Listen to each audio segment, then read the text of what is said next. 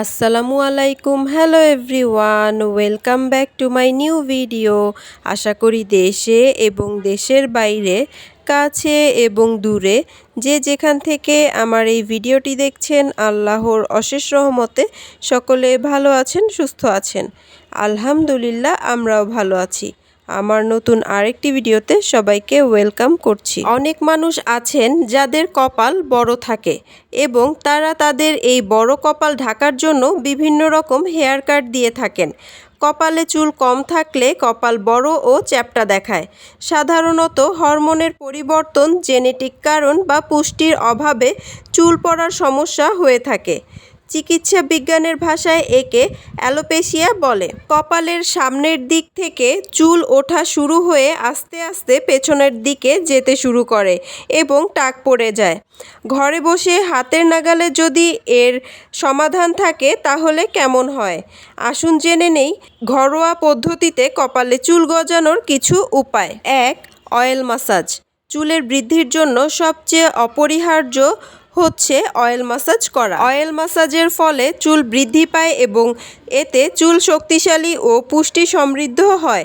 এছাড়াও চুল পড়া রোধ করতে সাহায্য করে, চুলের মসৃণতা বজায় রাখে, চুল করে স্বাস্থ্যোজ্জ্বল এবং ঝলমলে। আমার চ্যানেলে 30টি উপাদানে তৈরি হার্বাল হেয়ার অয়েলের রেমেডি রয়েছে।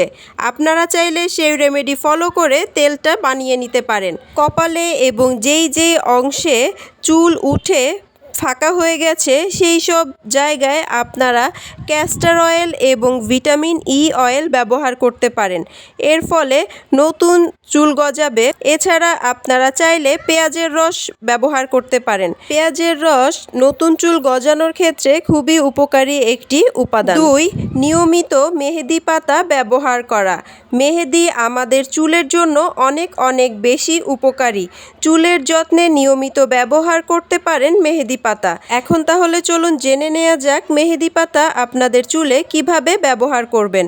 মেহেদি পাতা, সেই সাথে আমলকি, শিকাকাই, ব্রাহ্মী ও টক দই মিশিয়ে চুলে ব্যবহার করতে পারেন, অথবা মেহেদি পাতার সাথে গোলাপ ফুল ও মেথি মিশিয়ে চুলে ব্যবহার করতে পারেন। এছাড়াও আমার চ্যানেলে অনেকগুলো মেহেদির হেয়ার প্যাক রয়েছে, আপনারা চাইলে সেগুলো ফলো করে ব্যবহার করতে পারেন। কেউ যদি গাছের মেহেদি পাতা সংগ্রহ না করতে পারেন, সেই ক্ষেত্রে আপনারা মেহেদির গুঁড়া, হেনা পাউডার যেটা বাজারে কিনতে পাওয়া যায় সেটাও ব্যবহার করতে পারেন, কিন্তু সবচেয়ে ভালো হবে গাছের মেহেদি পাতা ব্যবহার করতে পারলে। চুলের যত্নে মেহেদি পাতার উপকারিতা তো আমরা সবাই জানি, তারপরও আপনাদের সুবিধার্থে আমি বলে দিচ্ছি। মেহেদি পাতা আমাদের চুলের খুশকি দূর করে, চুলের দ্রুত বৃদ্ধিতে সহায়তা করে, চুল পড়া রোধ করে, চুলের কন্ডিশনার হিসেবে কাজ করে, চুলের উজ্জ্বলতা বাড়িয়ে চুলকে করে শাইনি, চুলকে ঘন ও কালো করতে সাহায্য করে। 3.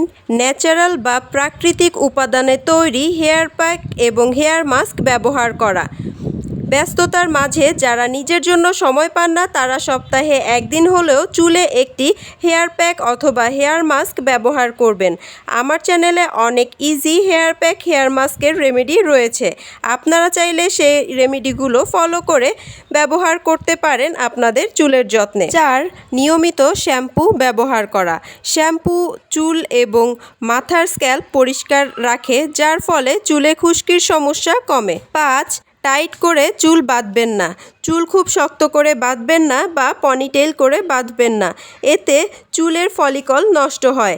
বিশেষজ্ঞদের মতে চুলের উপর বেশি চাপ পড়লে হেয়ার ফল বৃদ্ধি পায় এবং নতুন চুল বৃদ্ধিতে বাধাপ্রাপ্ত হয়।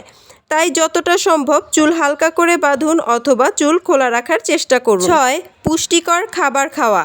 চুল পড়া বন্ধ করতে পুষ্টিকর খাবার খাওয়া প্রয়োজন। আয়রন সমৃদ্ধ খাবার খেলে চুল পড়া বন্ধ হয় এবং নতুন চুল গজাতে সাহায্য করে। ভিটামিন ও খনিজ উপাদান সমৃদ্ধ খাবার এবং ওমেগা 3 ও ওমেগা 6 ফ্যাটি অ্যাসিড সমৃদ্ধ খাবার হেয়ার ফলিকলকে পুষ্টি প্রদান করে চুলের বৃদ্ধিতে সহায়তা করে থাকে।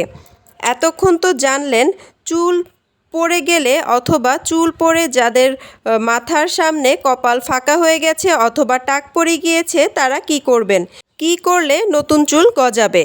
কিন্তু আপনারা কি এটা জানেন কেন চুল পড়ে? চুল পড়ার কারণ কি? চুল বিভিন্ন কারণে পড়তে পারে, কিন্তু চুল পড়ার জন্য প্রধান কারণ হলো স্ট্রেস বা দুশ্চিন্তা।